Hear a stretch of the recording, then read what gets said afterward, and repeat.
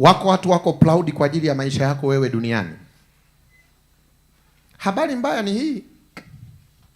Yawezekana mwaka huu ulioisha, inawezekana kabisa mwenendo wa maisha yako ya Kikristo wewe ukupaswa uwepo mwaka huu. Lakini kwa ajili ya hili kundi la watu wachache, Mungu anasema hivi, nakupa nafasi ya pili. Lakini na wewe umefika sehemu ambapo Lutu alifika. Sehemu gani? Mungu anasema hivi, kuanzia kambi hili kwenda kambi linalofuata usiangalie wapi. Maana yake ni nini? Mimi Mungu, kwa sababu ya Ibrahimu, kwa sababu ya mama Naomi, kwa sababu ya nani, kwa sababu ya fulani ndani ya kanisa, nakupa rehema, nimekutoa mpaka hapa. Lakini kuanzia sasa, sahau ya nyuma, songa wapi? Pamoja na nani? Nikuuzie wazo. Tathmini maisha yako hapo ulipokaa sasa hivi. Hebu jiulize ndani ya kichwa chako, maisha yangu mwaka jana mpaka mwaka huu nao uanza leo, napaswa niishi nilivyoishi mwaka jana?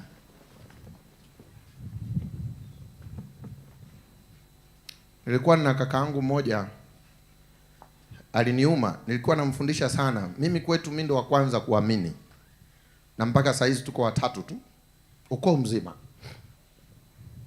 Nilikuwa namhubiria sana kakaangu sana. Bahati mbaya alipata tatizo la moyo na figo. Miaka nyuma ilibidi mpaka tuonane na daktari alikuwa daktari wa rais mmoja wapo katika marais wetu. Yule daktari akamsaidia na akamzuia asitumie baadhi ya vitu. Miaka kama 5 ilipopita, yule kakaangu akaanza tena kutumia vitu alivyokatazwa. Mimi narudi likizo, na mkuta mwili wote umemvimba, yuko hoi. Nikamkumbusha habari za Yesu. Nakumbuka alifungua kwenye drawer yake akatoa hela nyingi sana. Kaambia mdogo wangu, alikuwa mfanya biashara, anachukua mahindi kutoka mikoa tofauti analeta Dar es Salaam. Akaniambia, mdogo wangu, pesa hizi naenda, wewe ndio ninayekuamini, nenda nisimamie biashara yangu kule Dodoma, lete mzigo hapa, na kuahidi utakapofika hapa mimi nitajitoa kwa Yesu. Nikiwa njiani naelekea Dodoma, napigiwa simu, kaka yako amelala usingizi wa mauti. Nani hapa kati yetu ana guarantee kambi la mwakani ambalo pastor amesema tutatengeneza hapa tupige magoti vizuri? Nani ana uhakika atakuwepo? Hivi mnajua mliokaa hapa wote nikiwaita hili jina siwakosei kwamba ninyi ni marehemu watarajiwa? Hivi unajua hili, samahani usinielewe vibaya, hivi unajua kwamba kambi lako yawezekana la mwisho duniani na hautashiriki kambi lingine? Unajua kwamba yawezekana yuko mtu hili ndo kambi lake la mwisho? Unajua, najua nikisema hivi kuna watu unaanza moyoni, shindwa nisiwe mimi, toka. Lakini niamini mimi, yawezekana kabisa wote tuliokaa hapa yuko wa kwanza wetu atakaye kufa. Ila habari njema ni hatujui ni nani. Lakini inawezekana kabisa kuna mtu hapa kambi la mwakani sio lako tena. Na inawezekana hii sauti unaoisikia sasa ni kwa rehema, maana hata mwaka jana uliishi kwa ajili ya maombi ya wengine. Yawezekana hii sauti yako ndipo Mungu anamwambia malaika waambie kuanzia hapa kwenda huko wasiangalie wapi. Na mimi nikuombe, sijui mimi na mke wangu na watoto nyumbani, huwa kambi letu likiisha huaga tunakaa kikao cha kuandaa mwaka unaokuja. Hebu mimi nikuombe, kwenye vipengele vya kuandaa mipango yako ya mwakani, usisahau maisha yako ya mwaka jana unatamani uyaishi mwaka huu. Nilikuwa na darasa moja na kanisa ambalo sio letu, walikuwa picnic, wakaniita. Wakaniambia, pastor, ni vijana tufundishe tupate mke mzuri anayetufaa. Nikawapa karatasi wote. Nikaambia, andika tabia zako mbaya usizozitaka. Wakaandika. Halafu nikamwambia, hapo juu andika jina lako kwenye hizo tabia zako mbaya. Akaandika. Nikamwambia iweke chini, akaiweka. Chukua karatasi nyingine, andika tabia nzuri kuhusu wewe. Akaziandika nzuri zote kuhusu wewe. Nikamwambia weka karatasi zote mbili hapo mbele ziangalie. Akaziangalia. Kati yao wawili yupi ungemuoa angekuwa mkeo? Hasa mtu akiangalia tabia zake nzuri, okay, nzuri hizi anafaa kuolewa. Akirudi hizi akirudi karatasi ya pili, lazima huyu hafai kufanyaje? Kundi zima wakasema, pastor, hapa nafikiri hakuna wa kuoa na kuolewa. Ngoja niwaambie Wakristo wenzangu, Tathmini ya kitu kizuri hauangalii cha nje, una invest kwako. Huu ni wakati wa kutathmini maisha yako. Hebu jiangalie mwenendo wako, maisha yako ya nyuma unatamani uwe nayo yanayokuja. Angalia, dhambi kubwa aliyoifanya Lutu kuliko dhambi zote ni hii. Lutu, kuanzia hapa usiangalie nyuma, nenda. Na Mungu akamwambia aende wapi? Nenda mpaka kule mlimani, maana wokovu wa Lutu hupo mlimani. Lutu anamwambia Mungu hivi, kasome Biblia yako, la, hapana, nataka kwenda wapi? Nani ananielewa? Nipungie mkono. Kama msomaji mzuri wa Biblia na roho ya unabii, kwa neno lile Lutu alipolitamka, Mungu hakuongea tena na Lutu. Nenda kasome Biblia yako, hakuongea tena. Mungu anamuelekeza Lutu, Lutu, ukombozi wako upo kwenye maelekezo yangu, na maelekezo yangu mimi yameacha historia yako ya nyuma, na kuomba na wewe acha historia ya nyuma, sasa tembea na mimi. Maana yake nini? Usiishi unavyotaka wewe, ishi ninavyotaka mimi niliyekuumba. Na mimi niliyekuumba nakwambia hivi, hapa unapotoka twende mpaka mlimani. Lutu anamwambia hapana, naomba niende Zoari. Kwa nini yeye Lutu alitolewa mpaka nje? Kwa sababu Ibrahimu hakukataa maelekezo ya Mungu. Mungu napo anasema kama ninavyo interact na Ibrahimu, sasa nataka na we Lutu fuata maelekezo yangu. Na we Lutu ukiwa mwaminifu na mkamilifu na ukafuata maelekezo yangu, mke wako hageuki jiwe la chumvi. Watu wa Mungu, niwauzie hili wazo. Mungu anapokuita, Mungu anaposema, fanya anachokisema.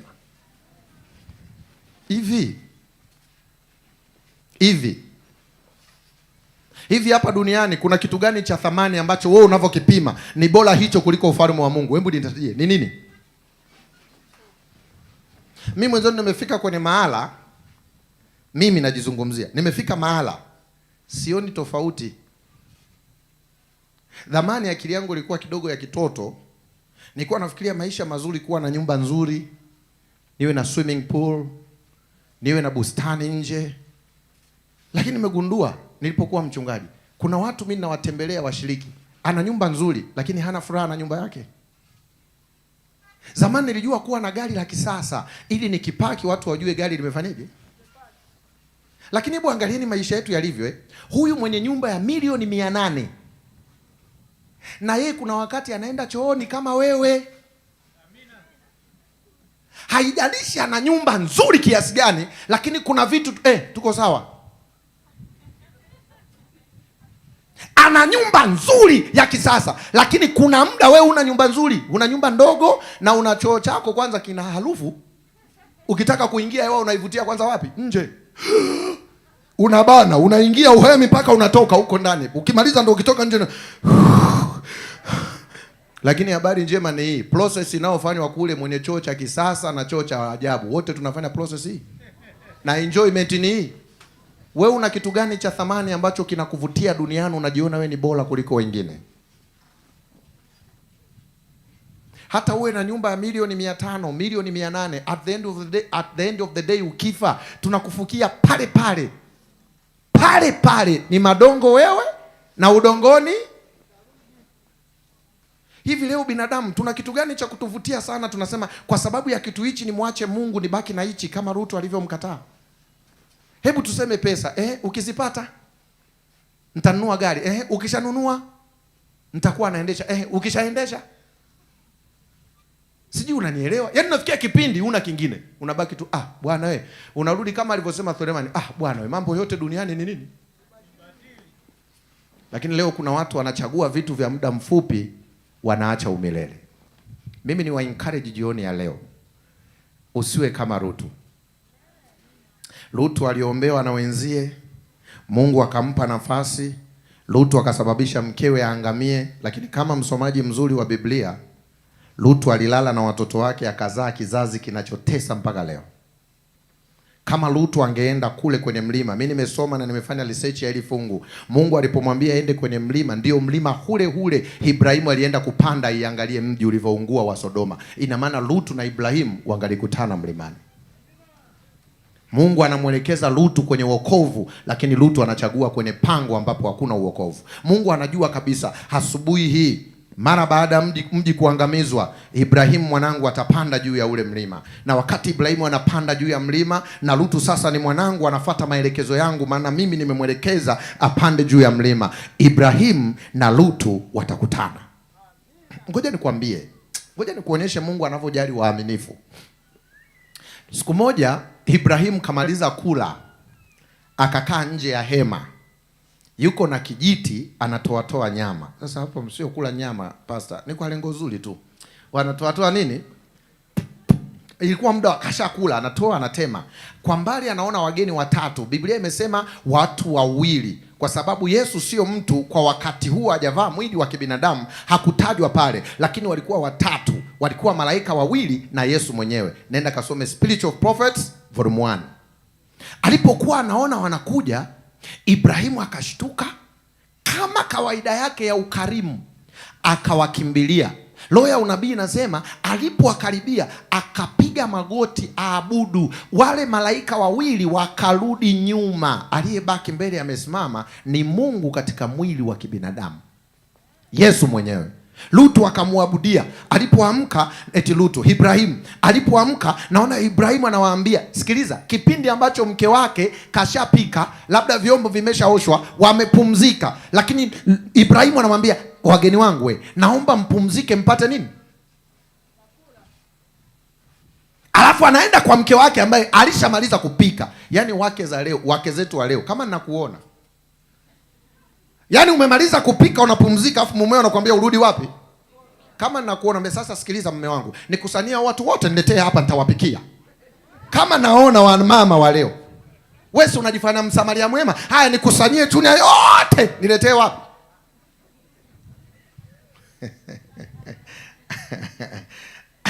Lakini mama anaambiwa nenda andaa chakula. Mama anakwenda anaandaa chakula.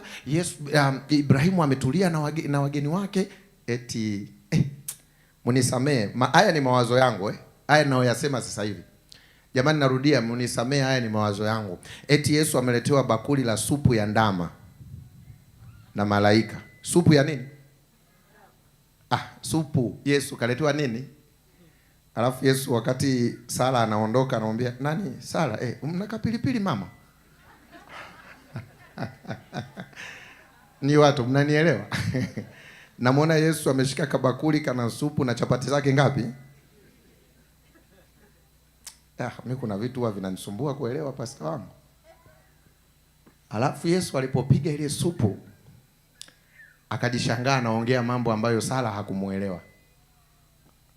Yesu akamwambia, Ibrahimu, mwakani kama hivi za leo nitakujilia hapa na mke wako atapata mtoto.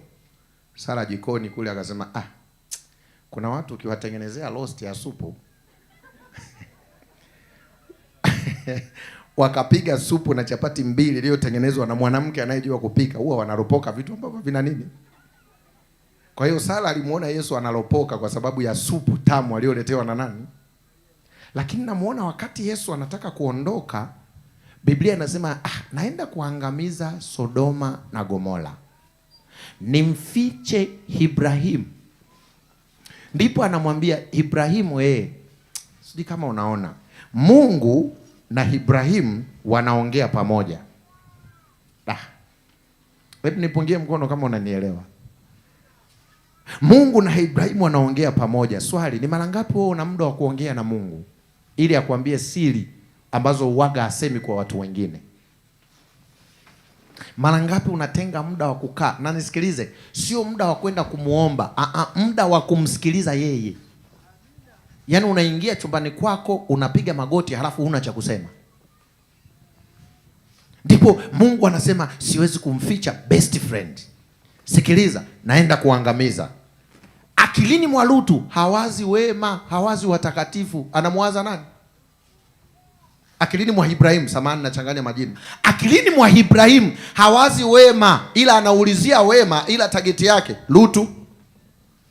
Kama unanielewa nipungie mkono sasa. Kwa hiyo anamwambia sasa nani Mungu, bwana samahani nauliza tu. Hivi angalia raha ukiwa na Mungu mnazungumza naye. Nani Mungu samahani kidogo. Hivi ukikuta watu 50. Sasa anachosahau Ibrahim, Mungu hasikilizi tu unachoongea, anasikiliza na unachomaanisha. Haleluya. Haleluya. Mungu hasikilizi unachokisema, ila anaona unachomaanisha. Mungu anamsikia Ibrahim anasema ukikuta 50, lakini kwenye ubongo anasikia vipi Lutu atapona? Mungu anamwambia hivi, sitaangamiza. Ibrahim anaanza kucalculate, pale kuna Lutu, watoto wake wa kike wako watatu jumlisha wawili 5, na yeye tayari 6, mke wake 7. Okay, wafanyakazi wake 8, labda wako 10. Okay. Lakini nani Mungu, ngoja kwanza kabla hujaondoka. Hivi ukikuta 45, Mungu anaangalia kwenye akili ya Ibrahim, anaona Lutu. Kwenye maneno wanauliziwa watakatifu, Mungu anamwambia sitaangamiza. Kibaba cha watu kikashuka mpaka 20. Wakati anaondoka hao 20, yani Mungu pale alipo anajua kabisa Sodoma na Gomora sina mtakatifu hata huko.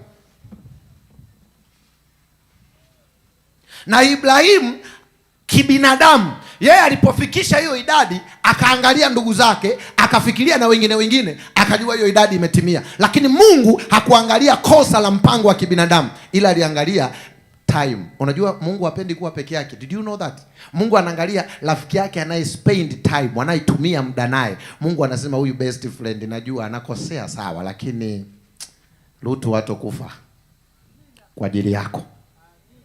Ndio maana Mungu anamwambia sasa, anamwambia, yani hii ni mission ya Mungu. Mungu anamwambia Lutu, yani najaribu kuexplain uelewe. Lutu nilikuwa kwa best friend Ibrahim, napiga naye story, na kwa sababu yake na anavyokujali na kukupenda, najua kabisa atapanda kwenye ule mlima. Sasa na wewe nenda kule mkutane naye. Mungu anataka ajibu kusudi la Ibrahim. Lakini ili kusudi litokee, wokovu sio lazima. Sikiliza vizuri, mimi naweza nikakesha kukuombea, lakini maombi yangu hayatakupeleka mbinguni, ila maombi yangu yatakupa nafasi ya ngapi? Tofautisha hayo mambo, usije ukachanganya. Maombi ya binadamu mwenzio hayakufanyi uingie mbinguni, ila yanakupa nafasi ya pili ufanye uchaguzi sahihi. Kwa hiyo Ibrahim anampa Lutu nafasi ya pili. Hakupaswa atoke ndani ya mji wa Sodoma na Gomora, lakini for the sake of Abraham, Mungu anasema hivi, utatoka. Lakini hata kama umepata nafasi ya pili, lakini kuanzia hapa fuata maelekezo ya nani? Ngoja niwaambie, watu walio spend na Mungu walileta vitu vya ajabu sana hapa duniani. Namuona Musa naye ana spend muda na Mungu, anapiga story juu. Mzee, za saizi nzuri, unaendeleaje? Niko salama. Sasa Musa, angalia siri hizo ambazo watu wengine hawaambiwi. Sasa Musa, Waisraeli wamenichefua, naua wote, alafu nakubakisha wewe na watoto wako. Kwa hiyo taifa la sasa hivi la Israeli kwenye Biblia lingekuwa linaitwa taifa la Musa. Yaani leo eti Mungu anijie mimi aniambie Peter, sasa hizi nzuri bwana, hii dunia imenichefua, naua wote, unabaki wewe, Shoma na wanao. Yaani mimi namuuliza tu mzee, unaanza lini? Yaani mimi fast naomba mzee, ni lini unaanza? Alafu wakati huo naanza kupiga mahesabu. Niliambiwa Chunya kule kuna mashimo ya dhahabu, wote kule kufa. Alafu naanza kuangalia kabisa gari gani nitachukua hapa la kwenda nalo kule. Naenda zangu Ikulu kuchagua moja pale. Lakini muangalie Musa. Angalia, for the sake of Musa. Musa anapiga story na Mungu. Mungu anasema hivi, Musa niache niwaue. Maana yake ondoka. Niache, wewe utabaki, lakini niache. Maana yake nini? Uniache nifanye. Musa anamwambia, no, you are my best friend. Sikuachi. Naendelea kupiga story na nani? Anaambia sasa sikiliza mzee, hawa watu wasife. Hamna, basi isiwe shida. Unawaua na mimi nitoe kwenye kitabu chako cha uzima. Nani hapa mwanaume mwenye hiyo jeuri? Wewe mwenyewe shahidi, ukiombaga mwishoni unamaliziagaje wewe kwenye maombi yako? Unasemaga hivi, Baba, pamoja na hayo yote tuliomba, ila mapenzi yako. Hapa Musa anasema mapenzi yako. Sijui kama unanyelewa. Hapa Musa hana mapenzi yako. Na unisikilize, Musa amwambii hivi, usiniue. Musa aliomba extraordinary. Aliomba zaidi ya kinachotakiwa kiombwe. Alisema kufa sio issue. Unaweza ukaniua hapa saizi na ukanifufua nikaishi. Sasa mimi ninachokitaka, sitaki kuendelea kuwepo. Ndio ombi la Musa. Kama unaua hawa, nitoe kwenye kitabu chako cha uzima. Sitaki hata mimi kuwepo. Mungu anamwambia, Musa, amekuwa hayo baba. Si waui, nenda ndugu yangu. Siui. Nikuulize swali la mwisho. Nani amekaa hapa ananisikiliza sasa hivi? Yeye ni sababu ya kuwa baraka kwa watu wengine. Na kutuma, nenda kawe baraka duniani. Hebu muombe Mungu kwa kutumia muda kama Ibrahimu, muda kama Musa, ukawe sababu ya watu wengine kuishi na kupewa nafasi ya pili. Siku ya kwanza nimeenda kwenye kanisa lenu hili la Wasabato, nilisema sirudii tena. Kwanza ibada zenu kule kwetu tulizoea ndani ya lisali moja tumefanyaje? Yule mama akanibeba kwa miguu kilomita 12. Nimefika kanisani miguu inapwita. Halafu nikasikia naingia darasa la walimu, mimi yuko nasubiri. Baadaye SS sehemu ya kwanza. Tukaingia. Tumemaliza SS, nasema afadhali tunaondoka. Naambiwa mgawanyiko. Nikapelekwa darasa la kujifunza yako mawili, furaha na wanaotaka kubatizwa. Nikaenda kule. Nimemaliza kule, najua tunaondoka. Mama ananiambia sasa ndo tunaingia kwenye ibada. Akasema mimi leo kwisha. Tukaingia kwenye ibada mpaka mhubiri, naye siku ile mhubiri nafikiri roho alimshukia wa kutosha. Mpaka anamaliza saa 7. Nimetoka pale na nimekasirika kwamba ibada za hivi mimi sijui kama nitakuja tena. Yule mama akaniambia twende mwanangu. Kilomita 12. Eti tumerudi nyumbani, ananiambia tena jioni turudi tena wapi? Nikasema hapa kwa kumkomoa huyu mama, nilikuwa nina shamba langu nje la mahindi, kunde. Nikachukua jembe, nikajipimia, nikachomeka kabisa alama kwamba akija kuniambia twende kanisani, naambia mpaka nimalize, na ninajua mpaka nimalize hapa jua limefanya. Nisikilize vizuri. Nataka nikwambie kuna watu wengine ni baraka kwa watu wengine. Yule mama aliponiona na lima na ni siku ya Sabato, akaja akaniambia, mwanangu tunarudi kanisani. Nikamwambia nikimaliza hapa. Unajua Mungu akikutaka niamini mimi utoki. Yule mama na yeye akaenda kuchukua jembe. Siku ya ungekuwa wewe ninavyokujua wewe, kwanza ungenitusi wewe. Wewe pita wewe, leo siku gani? Yule mama na yeye akachukua jembe, maana alijua huyu nikimwacha mwenyewe atachelewa. Yule mama alilima na mimi, tukamaliza, akaenda kuoga, akabadilisha nguo. Umewahi kwenda kanisani na hautaki, ila huna sababu ya ulisingizia shamba limelimwa, umeoga na yeye kaoga, tunaenda zetu wapi? Niko njiani tunaongea mwenyewe kwamba huyu mama nuksi kweli, huyu king'ang'anizi kweli. Tumemaliza ibada kwa sababu ni jioni tunarudi, ni almost naweza kutembea mwendo ule masaa hata 2 hours. Wakati tunarudi tumeshafunga Sabato, tunatembea. Tuko njiani, yule mama ananifundisha kuhusu Sabato. Huku tunatembea. Mwenyewe ndo nikaanza kuumia. Mpaka machozi yananitoka. Nikamgeukia nikamwambia, kama ulikuwa unajua hii ni dhambi, kwa nini ulikuja na wewe ukalima? Yule mama akaniambia, sikuwa mimi, alikuwa Bwana anayehangaikia maisha yako. Huyu mama yuko hai mpaka leo. Mwaka juzi kwenye Kionda nilimtaja, akanitafuta, tukawasiliana. Yuko hapo Loria. Ngoja niwaambie, mimi ninasimama leo kwenye hizi pulpiti kwa sababu ya huyu mama anaitwa Sara Goro. Amen. Ni kweli ni Yesu, lakini alimchagua huyo mama. Leo yawezekana mimi nimegusa maisha ya watu wengi, lakini kuna huyu mama ambaye Yesu atakapokuja katika foreni ya watu atakaopanga nyuma ya yule mama, mimi nitakuwa nyuma yake. Nikuulize swali. Leo mimi ninasimama hapa kumsema huyu mama wa Kijaruo anaitwa Sara Goro. Amekuwa baraka kwangu. Wewe umekuwa baraka kwa nani? Nani wewe umeyagusa maisha yake naye atasimama nyuma yako? Leo watu tuna dini tu as business as usual. Dini imekuwa kama vyama. Tunakutana tu lakini hatuna presence of God. Hatuko tayari kugusa maisha ya watu wengine. Hatuko tayari kugeuza uso wetu kwa Bwana. Hatuko tayari Mungu atutumie kuwa baraka. Sisi tunachokifanya tuna business as usual. Mimi nikuombe, sijui safari yetu tunayoianza mwaka huu, washiriki wenzangu wa Chunya, nimeambiwa wako na wa Makongolosi hapa na wengine wote, ombi langu lichukue leo. Unaanza safari ya mwaka mwingine, muombe Mungu akufanye kuwa baraka. Kama moyo wako moyoni unakugusa na ndilo hitaji lako, naomba usimame tuombe. Mimi binafsi namuomba Mungu siku zote za maisha yangu. Sijui lini nitalala, lakini honestly naisubiria kwa hamu hiyo siku ya kulala. Na sijisikia aibu kukwambia hivi, miongoni mwa watu ambao mbinguni watakuwepo, mimi nitakuwepo. Sioni sababu ya kunifanya nisiwepo. Namuomba Mungu anisaidie niwe sababu ya watu wengi kumuona Mungu. Natamani kuwa baraka. Naomba na wewe uliyesimama sasa, Mungu ameweka vitu vingi ndani yako. Na anataka kwa kupitia wewe uwe sababu ya watu wengine kuokolewa. Hebu panga mkakati mpya wa maisha yako binafsi. Mwambie Yesu, na mimi nataka kugusa maisha ya wengine.